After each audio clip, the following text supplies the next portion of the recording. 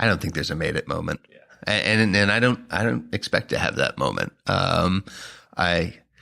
That moment, I think, if I reach it, I'm going to hopefully recognize that's a lie. The false right? peak. Yeah. There is no peak. Amazon's still trying, right? Yeah. Google is still trying, every day to get bigger and better and do things, differently, for tomorrow. And so, once you say, I'm the best, you're probably going to get knocked over pretty quick. And that's the thing. It is one of the things, especially in at least in consulting, is it's hard to remain static. If you're remaining static, you're probably falling behind.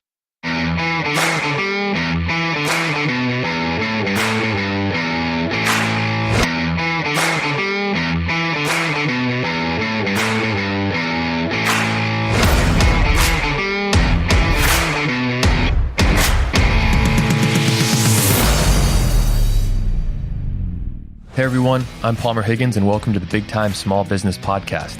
I interview owners, operators, and founders of the small businesses you see every day but don't hear enough about. We talk about the obstacles they have faced, the successes they have earned, and where their business is going to inspire and inform you in your own career. On this episode, I speak with Colin Campbell, founder and CEO of Stratosphere Consulting, a national consulting company with an expertise in case management, which made it to number 488 on the Inc. 5000 list thanks to their 1,000% growth over the past 3 years. Operating as an entirely distributed company with no corporate office, Stratosphere has doubled their workforce for the past 3 years in a row. Colin shares what it's like managing what he calls constant organizational change management in such a fast-growing company, how he works on the business while still staying relevant to those working in the business, and his thoughts on process improvement in small businesses.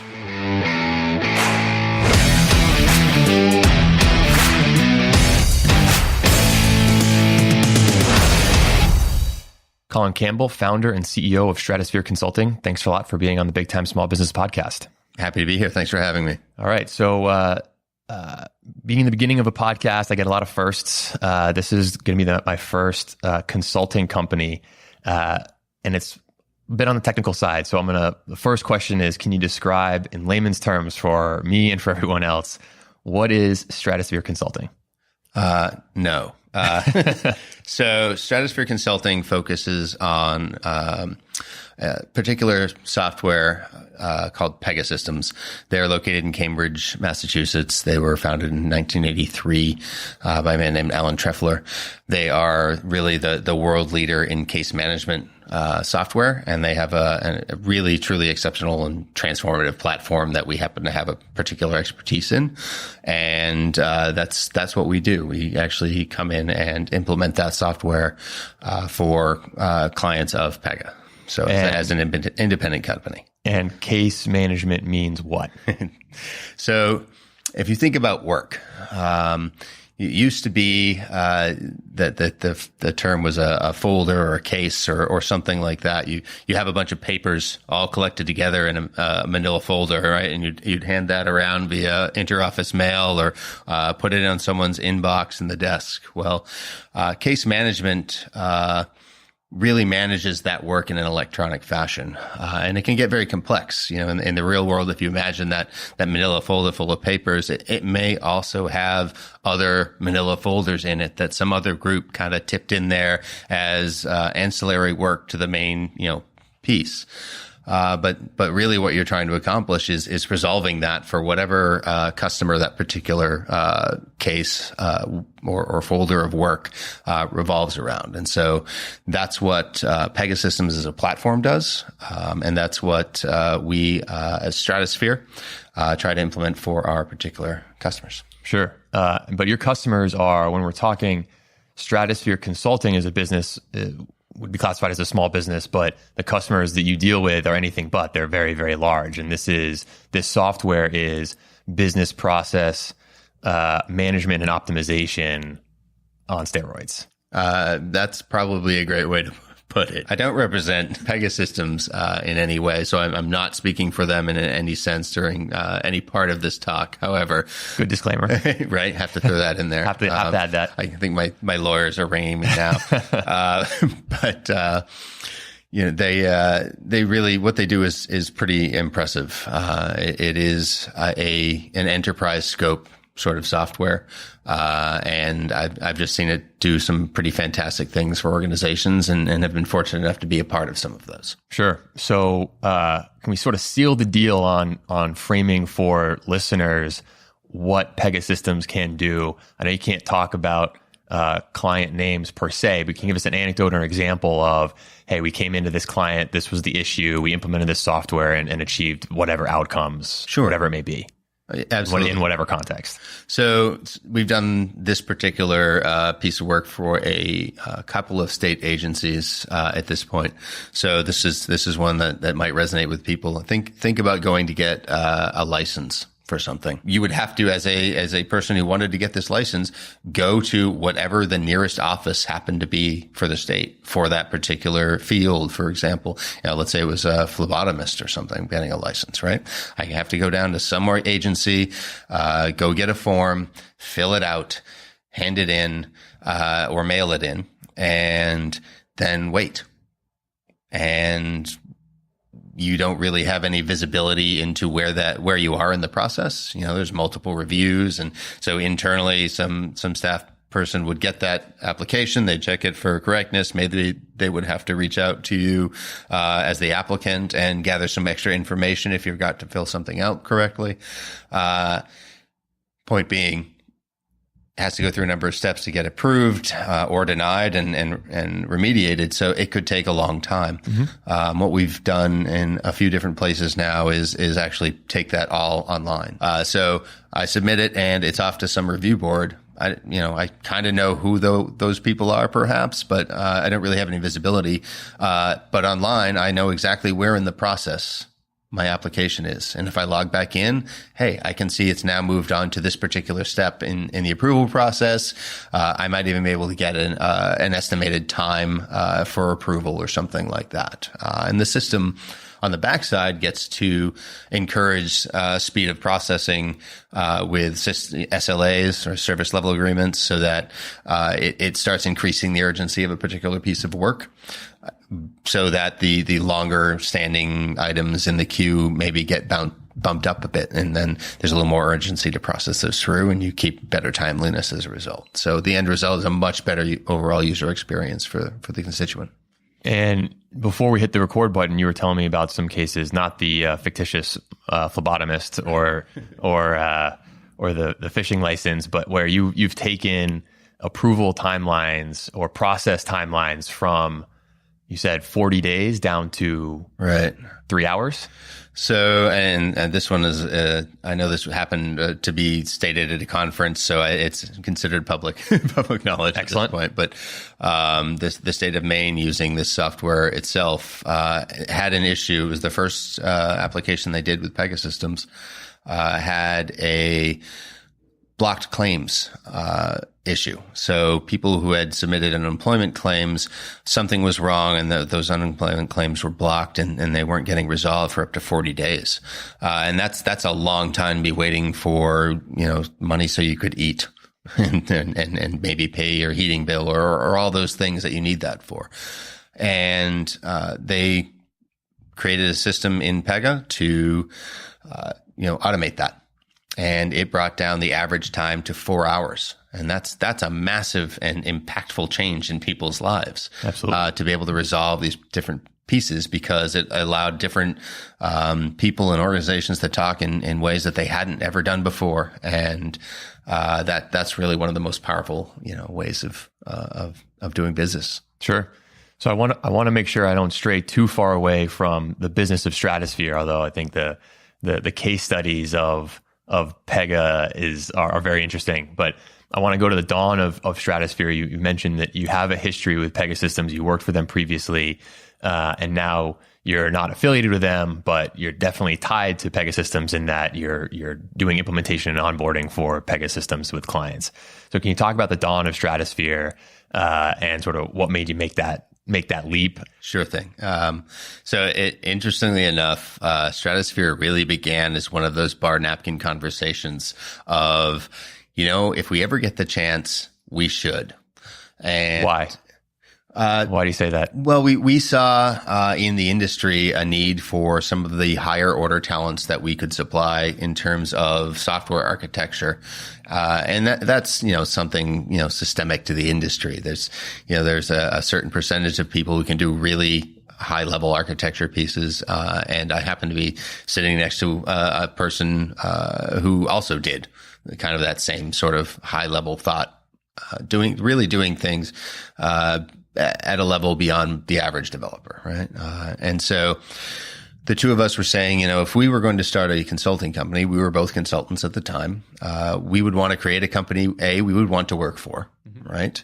And then B, we would create a company that was doing really enterprise level thought leadership and really focused on that. And that was what we kind of sketched out on the napkin and saying, if we ever get the chance, we're going to do that. And this was, quite some years before Stratosphere happened. And so I had left Pegasystems at one point and had taken another job because I'd been traveling a lot with Pegasystems, and I happened to get a call from someone I had worked with in the past who said, we have an opportunity that you might be interested in.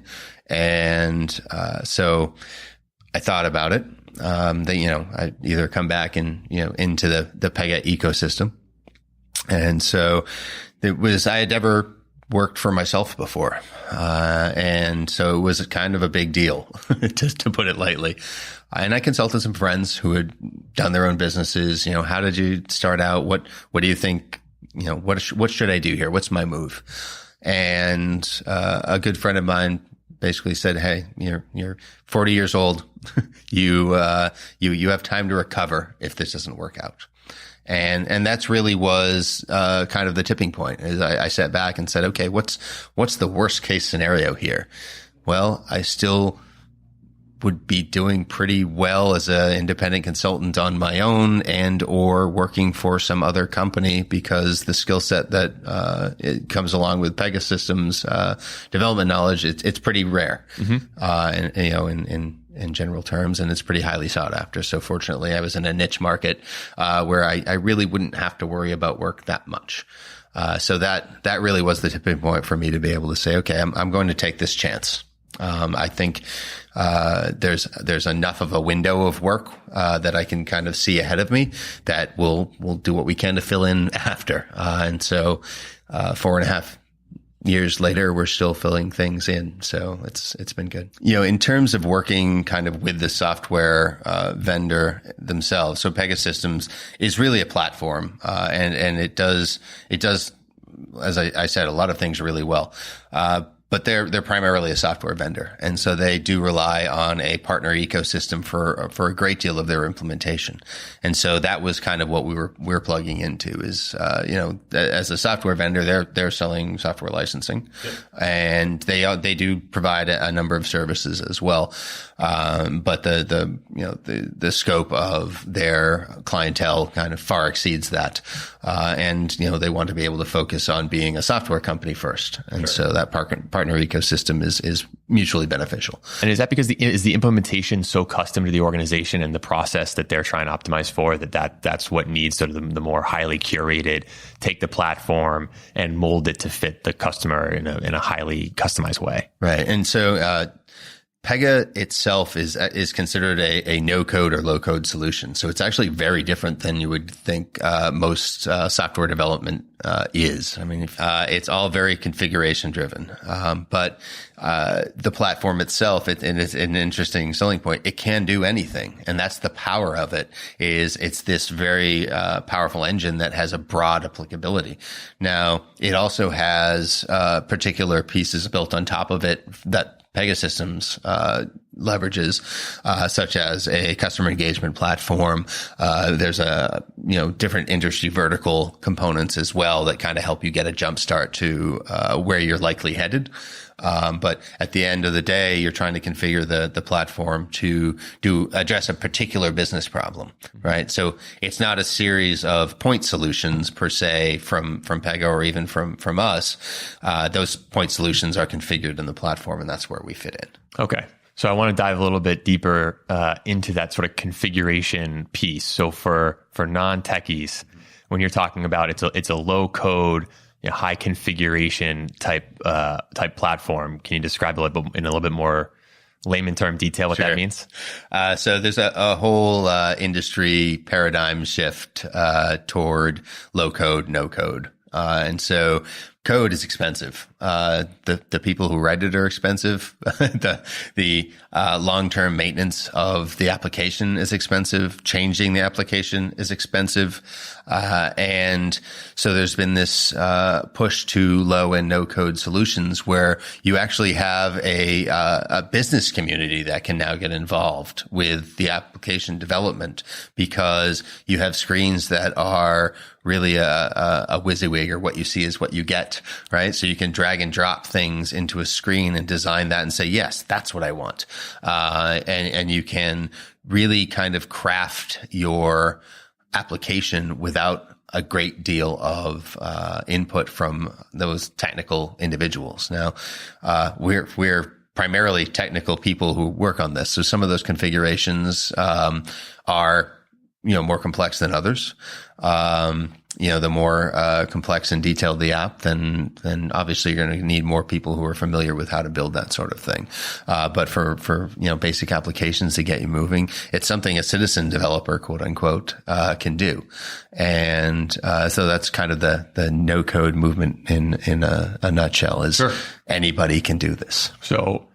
So then the obvious question is, if it's built in a way that anyone can do it and sort of the users can sort of help themselves on sort of an a la carte kind of menu, what is your role in between Pegasystems, the platform, and the client who's got a business process that they want to streamline or optimize or enhance or whatever? Right.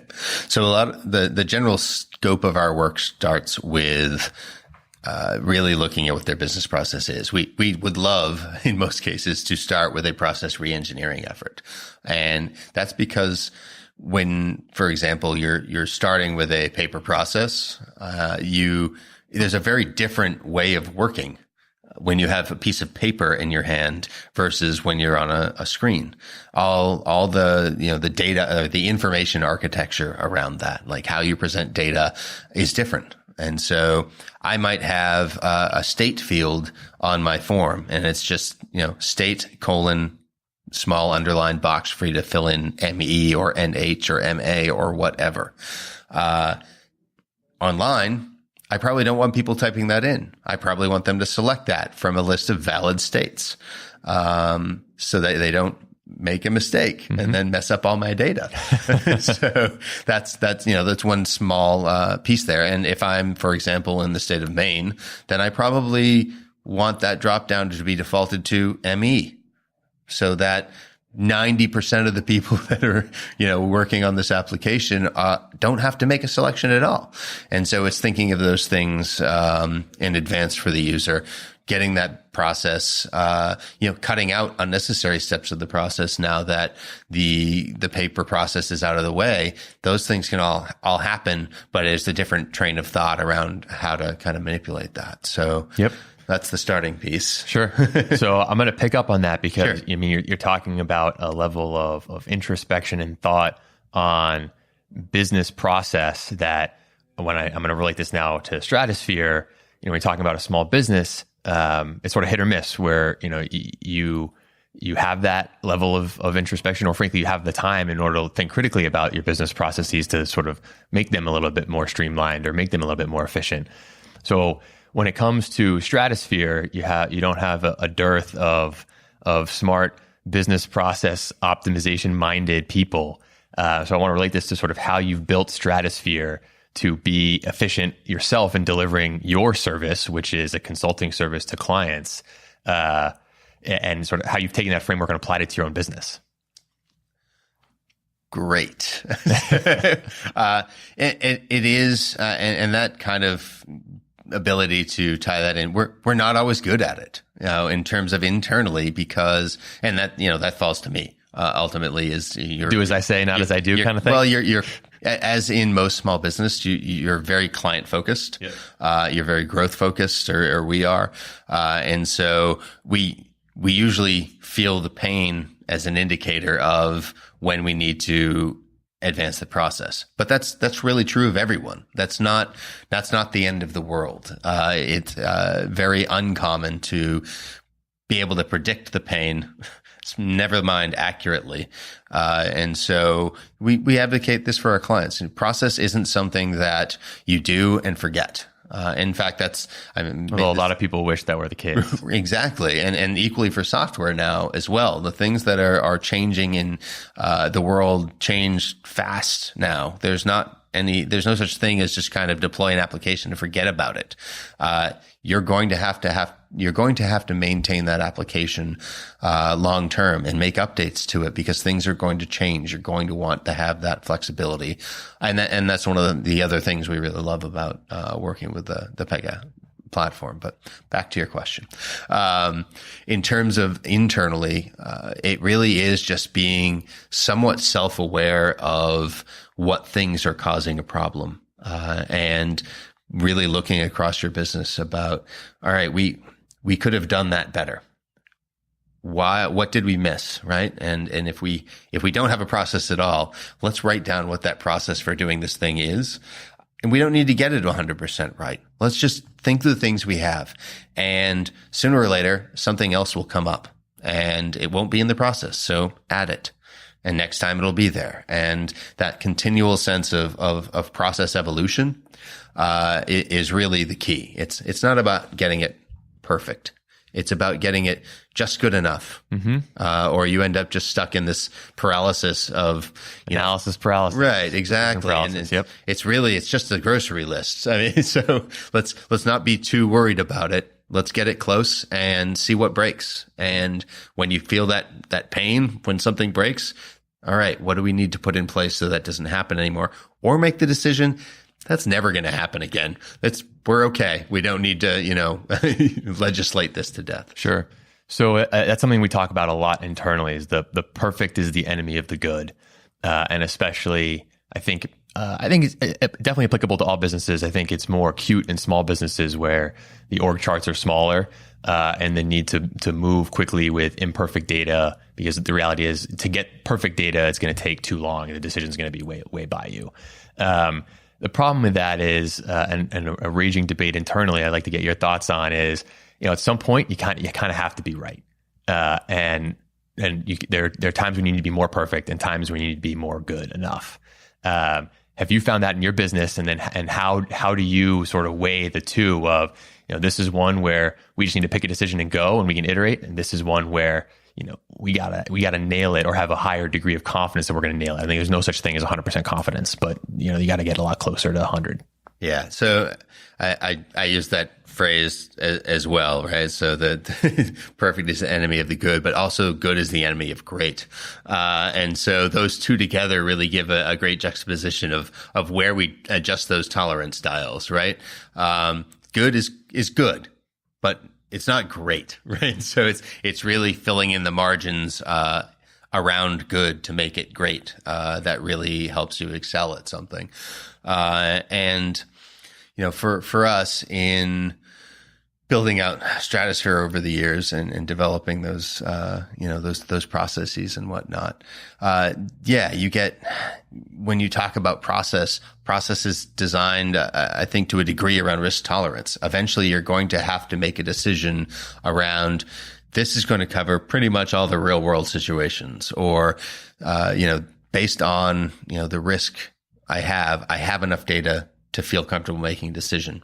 It could be the wrong one, but the risk is such that I'm willing to make that. And that making those right bets, I mean, they are ultimately a bet. I mean, are what help you survive or not. And so, you don't want to just be flipping coins, but you may come to a decision that is, kind of 50-50, and you just need to decide whether you're, what things weigh in your favor or against you in pursuing that, and if you're going to commit to it. To me, commitment is the biggest differentiator in terms of whether that coin flip is heads or tails. Sure. So sort of two things that I want to sort of tack onto that and sort of expand is, you mentioned that you're managing a very growth focused company, when you talk about your company, Stratosphere, what hasn't been mentioned on the show yet, but you manage an entirely distributed workforce. No office, everyone's scattered across the country. Part of that is you need a level of technical expertise with the Pega system in order to be able to execute with your job. So what are some of the complexities to managing a growth focused, which I assume means high growth oriented company that is totally distributed in a fairly technical system? What are some of the business complexities that fall to you or to other people in your team that sort of creates? So we are absolutely been growing pretty well. It's never good enough for me, but that probably will always be true. We were fortunate enough to be selected 488th on the Inc. 5000 list, so we made the 500. There's a magazine out there with our name on it. Not on the front, but but we were pretty happy with that, and it wasn't. Really, we weren't trying to make the list. We were just doing what we did and wanted to grow a company. That means your growth rate is public, so you want to share it? It was something like 1,000% over the last 3 years. So not too bad. Pretty good. Yeah. So we, that is transformational growth on an annual basis. It is, and it's difficult to manage. It is. It is pretty much constant organizational change management. So let's talk about it. Absolutely. So where do we start? In terms of we started out with me. And then one of the people I had that conversation on the back of a bar napkin with, I called him up and said, "Hey, I'm doing a thing. If you're interested, you should come on board." And he said, "No." So I said, "Okay, I get it." And then a few months later, he called me back and said, "Hey, I think I have a place I can slide across to and be part of this." And I said, "All right, let's do it." And so it was two of us for quite a while because we really wanted to iron out the kinks of how do you run a company. I didn't go to business school. I don't know how to do any of this stuff. And I think that, is daunting for a lot of people. I'm like, plenty of people fill out, W-2s for people. I could probably figure that out. Plenty of people do this. But, by the end of that second year, we had grown to about 6 people. A few people we knew and trusted and had opportunities for as we started to make an impact in our various clients. And then it was 15 and now it's nearly 30. And so it's, if I can double each year, that'd be all right. I think a lot of people would take that. You're talking about a level of change that's complete across the organization. Just from a human capital perspective, you're talking about doubling the workforce essentially every single year, finding them, bringing them on board, training them, developing them, making sure they are bought into your culture. Not to mention, you got to find the clients. Maybe growth's so good because they're finding you, but you got to deliver the service well. Otherwise, you won't get more clients. So, how do you manage that? Or do you manage it? Whose job is it to manage it versus, in a consulting company who's going out there and actually serving the client? Right. So, and you touched on it earlier that I didn't quite get to. So, distributed workforce is a big part of what we do. Because we are a consulting company, we are working for other companies. And so our team or just individual people will end up working for some other company on their behalf. I tend to draw the line where say a contractor, is someone who does things you already know how to do. A consultant is someone who helps you do things you don't know how to do. There's a difference. I like that. Right? So, we tend to think ourselves as consultants and try and place ourselves in positions where we are that trusted leadership and say, we have a journey we can take you on. We want you to lead this journey, but we're going to help you on the way. Now, finding the talent to do that in a niche market that is very competitive can be difficult. Is difficult. Competitive meaning Pegasystems is going up against other platforms, or competitive in that there are other Stratospheres out there that are also implementing Pegasystems and they're just as smart and just as knowledgeable about the platform? It's a little of both. But it is really trying to find kind of the best Pega, architects out there, and that also fit within our company culture. When I said we wanted to create the company we wanted to work for, and that's important to continue. And it's hard to keep doing at scale. And there's temptations to make exceptions, and just to fill a role somewhere, but the damage is far greater than, one client's worth of billing, right? So, so what is that? If I could interject, what is that culture? So what is that company that you would want to work for? So what defines that? I'm assuming when you're saying, you could make a mistake by filling a role, it's hiring someone who might be technically savvy in the Pega platform, but doesn't fit the core values or the culture you're looking to embody. So what are those?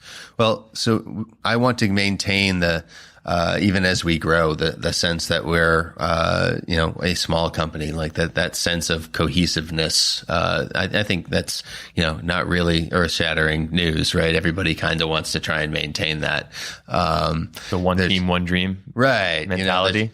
I'm sure like Amazon and Google are out there saying, no, they're not out there saying your employee number is 17,502. You go, right? Everyone wants to feel that, because ultimately everyone wants to get up in the morning with the belief, and hopefully accurate belief, that what they do matters.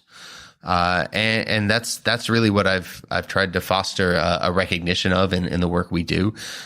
Fortunately, we do a lot of work in the public sector, state and federal levels, and a lot of what we do directly impacts people's lives, hopefully for the better.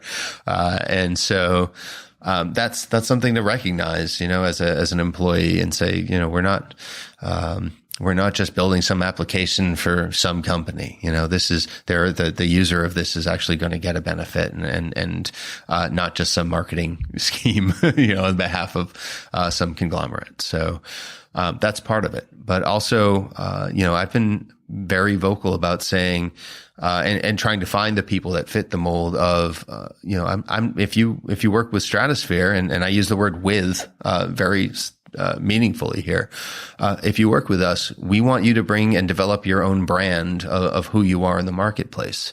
I would rather have 30 people that are known in the industry, that happen to work for Stratosphere, than 100 people that work for Stratosphere. Interesting. So that actually gets to something that I wanted to talk about, which is sort of the organization of Stratosphere. A bit of it is just tied to the organization of a consultancy, which is a little bit different than a different kind of business. Are you 30 essentially mini business owners who are tackling specific projects, maybe in mini teams? And so everyone's out there doing a little bit of client development, business development, implementation, client service, a little bit of, mentoring, maybe more junior people or newer people? Or are you structured more like a traditional organization when you have, salespeople out there winning work, you have implementation specialists doing that, you have, corporate people who are helping to manage the whole thing? How is Stratosphere structured, and is it sort of, has it evolved at all over time as you scaled up? We're basically a loose anarcho collective. So I encourage everybody, or would encourage everybody that's working with us to really kind of do what they love, and find their niche. So not everybody likes doing business development. Not everybody likes doing product leadership. Not everybody likes doing A, B, or C, right? And so my job is to try and find a place for people that they're doing, quote unquote, living their best life, right? Is what are you good at, and what do you love to do? Where do those intersect?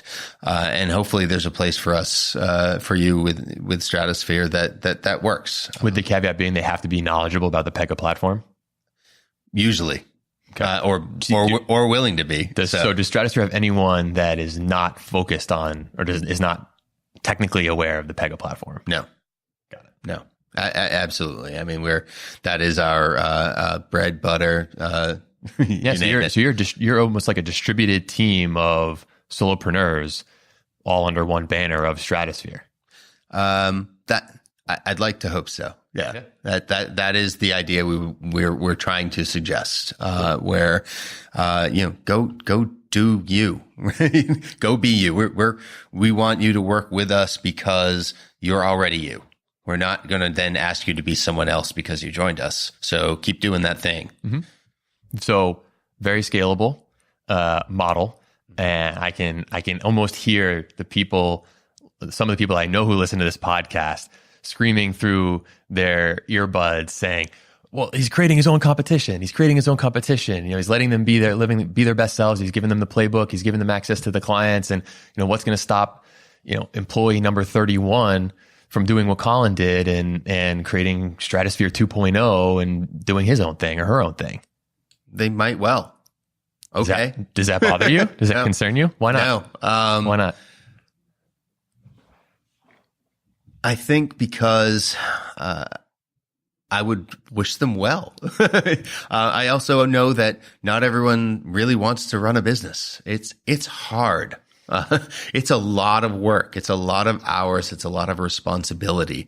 If you're just independent, doing your own thing, all right, that's not too bad. But if you really want to grow a company at size and scale, you're talking about having people's livelihoods depending on your decisions. And that's a whole nother level. And one I don't think we really thought too deeply on until we were kind of in the thick of it. Once we started hiring people, it's all right, this, it's no joke now. Yeah. It's real. Yeah. And we want to make sure that we have enough work for people. And we've held on through some pretty lean times, to people that we knew were good and wanted to keep within our family, our community, where I think a lot of consulting agencies might have just cut people. So, it's meaningful to people we have with us. Yes, they could go off and do their own thing. They could have done that anytime. They didn't have to join us at all. So they're already those people. So what's the pitch then of the benefit of joining Stratosphere? Because you sort of mentioned that ideally they're kind of mini solopreneurs, which means to an extent, they're generating some of their own revenue. So they don't have to rely on you to, hey, I really hope Colin brings in the dollars this month. So, I got a project to work on and I can get my paycheck. But when you're talking to a prospective employee, what's the pitch or what's the, I guess the pitch of, this is the benefit you get from working with Stratosphere, not for, but with. Right. So, many of them aren't really, solopreneur minded to be blunt. Right. And that's, I don't mean that negatively. I think, sure, some people might, there are people who aren't really interested in doing that. Some are, and some, will likely go on and do really great things, I hope. So be it. That's awesome. And so, in terms of, people bringing their own work, and why they'd work for us is we want to reward people for the work they've done. A lot of consulting, agencies are really built on burning people out. They make their margin really after 40 hours. And so their people are working 50 and 60 hours and, same salary. But, I had a good friend of mine working consistently 80 and 100 hours for several months at a time. He's like, yeah, I'm making great money. I'm like, yeah, I could get 2 jobs too. It'd be great. But I don't want to. Mm-hmm. And so, part of what we wanted to offer for people is, not only the benefits that were, at the top end of the market, your standard health and all that stuff, 401k and whatnot, but, we took the really weird step of, actually paying overtime, for consultants. Wow. So if you pay consultants hourly, so they're all salaried. But we have a formula where, if you work over a certain amount, of overtime within a given quarter, we'll actually compensate you for that based on your salary. And so, that was, one of the things that, when we started the company, what do we not like about consulting? Well, most of these companies will burn you out, cause the margins are great. Yeah. I'm gonna say after 40 hours, those companies get to eat the entire billable rate. Right. That's pretty good margin. That's 100%. Yeah. So, that contribution margin's pretty good. Right. Exactly. Yeah. being on the receiving end of that, there was a month I worked over 333 hours. That's a lot of work. And I really, didn't see much for it. People are trying to do the mental math right now. Right. Just quick 168 hours in a week. That's twice a person month. Right. So, a lot. Yep. So yeah. That's one of the other things. We just want to make a place where people feel at home and that they're feeling that the work they do is valued and valuable. I mean, that does a lot for people, and if you give them that sense and security, they're probably going to do some pretty good things for you. I want to talk about another thing that sort of dawned on me, and it's how an owner founder spends his or her time in organization. And something that's actually come up a couple of times on this podcast is, hey, if you like doing the core operation, don't start a business around that core operation. Like my first episode, Jordan Milley from Hardshore, it's like, hey, and it's a craft distillery. He's like, hey, if you really like distilling, don't start a distillery, because guess what? 10% of his time is distilling because he's got to run a business. Have you found that, especially as your organization has grown? When you're 1 or 2 person shop, you kind of have to do everything. But now 30 people and growing very quickly, how much of your time is actually spent doing client work, and how much time is spent managing your business? Right. That's the continual evolution and the catch-22. That's spot on. I mean, it's one of those things. If you love doing this, maybe be an individual, like a solopreneur, like you said. But if you're going to build a company around it, you're going to do less and less of that thing you love. Mm-hmm. I also kind of happen to love running a business, so it's worked out really well. Is that something you knew going into it, or is that something that that's evolved over time of, I got into it because I was good at Pegasystems and I knew I could execute well and I wanted to be in control of my own destiny. And over time, I've grown to realize that it's more about running a business and managing a business. And I've grown to love that too. It's definitely the growth piece. To me, it was a new challenge. And I really enjoyed learning about it. I'm still learning about it. I hope to never stop learning about it, because, things change and evolve. So, much as the company will change and evolve, I hope the challenges that I have now, are different challenges in a year or two. And that because we're growing and facing new, challenges or obstacles or hopefully they're all good challenges and obstacles. Like, can you give us some examples, some challenges you're facing right now? Oh yeah, all day. Nature of being a business owner, right? Right, exactly. And I mentioned earlier about constant organizational change management. Part of that is a lot of entrepreneurs talk about either quote unquote buying their time back or firing themselves, and that's moving away from being that distiller to being a business owner.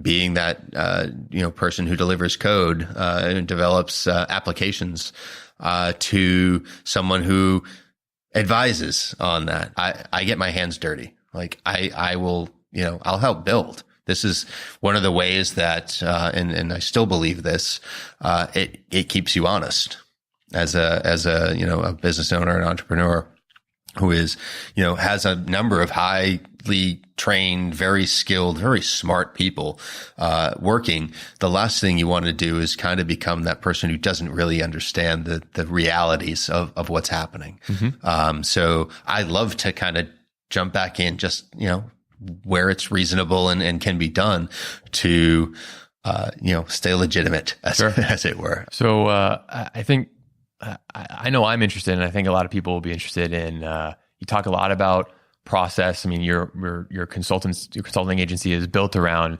helping very large clients streamline and leverage technology to help their own business processes.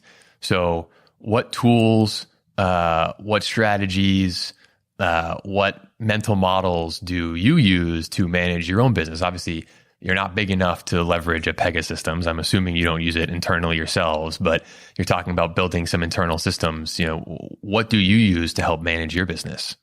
So there's a number of things. So, as a distributed business, we literally have people all over the country, both coasts, north and south. Communication is huge. Mm-hmm. So, something a little more than email. We actually use Slack, which is a fantastic tool to organize by, anything we want really, and communicate, really effectively across and within teams that we have, so that if, anyone has a problem, for example, let's say there's a technical issue they're struggling with, they can post that to a Slack channel, for us. And now you have 30 people that can help you solve that problem. Yep. That's pretty powerful. In terms of just having processes defined, it can be as simple as a checklist on a Word doc. It doesn't have to be, for a small business, right? If you're a large business, that's completely insufficient. Right. And yet is still often more than most people have. A lot of, even in the whether it's public or private sector, a lot of people's or corporations' business processes are actually tribal knowledge. It's that person who's been there for 20 years. Oh, Janice knows all about how to do this, or so-and-so in your customer service center is, they're your best CSR, and they know on their 1987 green screen monitor to go Shift Tab F7 QQ5, and that's going to get you to the right screen to enter that address change. Right now, someone coming in out of college, forget about it. The training is going to take, to get them up to speed is crazy, and they'll probably leave. So, if you're a smaller business, and hopefully listening to this wonderful podcast, just writing things down that are in your head, right, is a great start. That's where all process definition starts, writing something down, whether it's on a whiteboard or on a piece of paper or on the back of a bar napkin. That's the starting point. Write it down and iterate. Exactly. It's when thinking gets you in trouble. It's what it comes down to. We talk about, decision fatigue and things like that. The more you have to think, the more prone you are to making mistakes. And we want to make, if you're a good process isn't something you have to think about. You just, okay, what's next? Oh yeah, this, go, do, done. I didn't really have to put the process itself wasn't the thought equity. It was actually the resolution of the work. Mm-hmm. And so is that what you are spending a lot more of your time now, trying to systematize and create process around the scalability and the growth of Stratosphere? Yeah, absolutely. And that's something, in the last few months, our leadership team has really identified in terms of what we're not doing well, because we're hypercritical of ourselves. We always are looking to see what doesn't feel right. And one of those things is our, some of our operations pieces in terms of, how do we bring, the last year's been great. We brought on our first, non-technical person to do as an HR and recruiting resource. And she has been absolutely fantastic for us. It was me before, trying to recruit, trying to, get, through word of mouth or whatever it was, doing all the HR things, and it was too much, especially growing as fast as we were.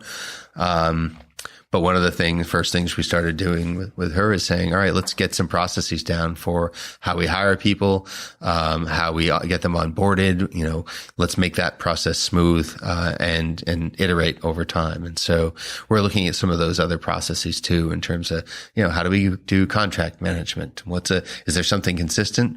And what can we do to improve that? Think client engagement, that sort of stuff. So we're always looking for ways to improve that. Yeah. Definition of working on the business. Right. So, 3 years of growth, 1,000%, what's in store for the next 3 years? 10,000%. You might want to supersize that coffee cup right there. Yeah, right. I want to, someone asked me, what your goal is, and really I just said I want to build the best consulting company in the world, and why not? All right. Right. That really, so I'd say I push back a little bit. It says that might seem obvious to you, but it's definitely not. It's not a given that everyone's ambition is in the world. Absolutely. Best, superlative in the world. So why do you say that? Because, I've talked to people on this podcast and I've talked to plenty of business owners who are like, you know what? No, I wanted to get to a point where I felt really comfortable with providing a great quality of life for my family. And I felt really secure and I want to just kind of stay there because if I grew more, it was more risk. And if I shrunk it, I had to make some sacrifices. And there was sort of like this Goldilocks scenario of being right here is exactly where I want to be. And that's not right or wrong. It's just different. Right. So what is it about sort of the best in the world that motivates or drives you or sets the stage for you? Because it's funny. It's really what it boils down to. That's not the answer I was expecting. Yeah, right. I have no delusions that we're going to be the next Accenture or Deloitte or whatever major company, consulting company in the world. But the key there is I get to define what best is. Okay. And so, I want to be able to continue to grow, continue to laugh about it. Cause this, I don't come from money. I'm like about the averagest dude in the world. And the fact that I'm doing this is all wrong to begin with. Why do you say that? I didn't go to business school. Never really, I was never even a manager and then just, started my own business. What the heck? And it's amusingly worked out. So, in terms of building, the best company in the world, I love what we're doing. I want to keep doing that, for as long as it's fun. Sure. So I guess how do you define best then? So you say one of the benefits is you get to define best. Totally true. So how do you define it? Honestly, market reputation, I think. I want to gauge that by who wants to work for us. Like that's really what I see. That's an internally focused metric, not an externally focused one. It is. You look at somebody like McKinsey or something like that, right? They're well known, they're well respected. They are right. They're not 60 million people. They're not a massive consulting agency. They're big, but they're known for top talent, expertise, all that. And people want to work for them. It's hard to work for them. And that's kind of where we would like to be and try to be is, a place where people would want to work because they know the people that work there are good and that having that carry through. So is that a goal that you think you'll ever get to a point where you say, yeah, we made it? I don't think there's a made it moment. Yeah. Well, it's hard when the way you define best, it's hard, right? It's hard to say, yeah, we made it. Yeah. And I don't expect to have that moment. That moment I think is if I reach it, I'm going to hopefully recognize that's a lie. It's a false right? peak. Yeah. There is no peak. There's, Amazon's still trying, right? Yeah. Google is still trying, every day to get bigger and better and do things, differently, for tomorrow. And so, once you say, I'm the best, you're probably going to get knocked over pretty quick. And that's the thing. It is one of the things, especially in at least in consulting, is it's hard to remain static.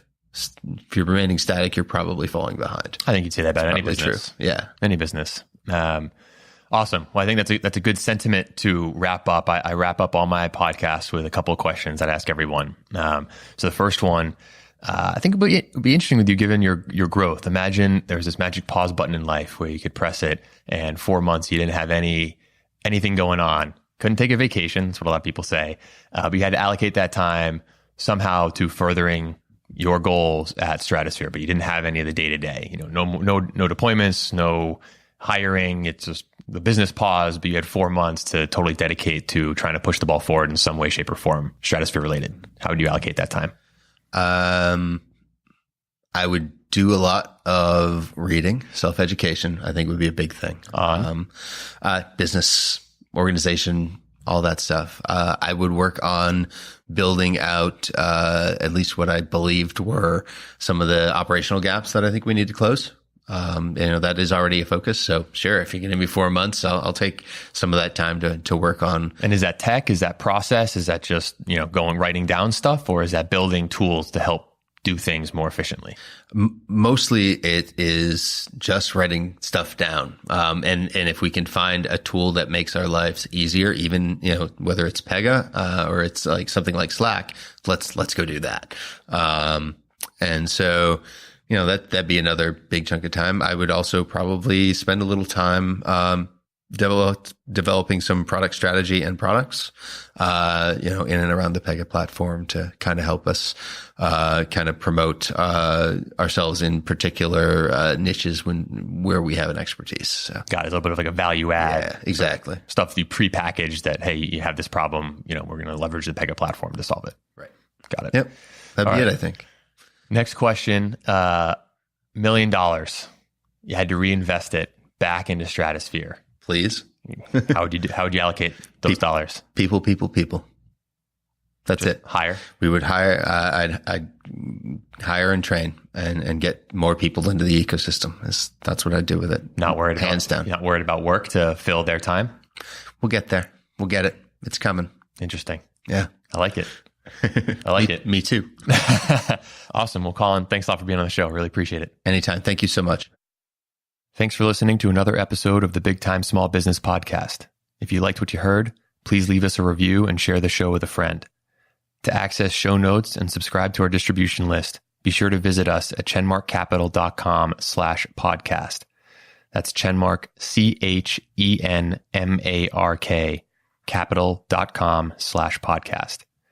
You can also follow us on Twitter at ChenHoldCo, CHEN Holdco.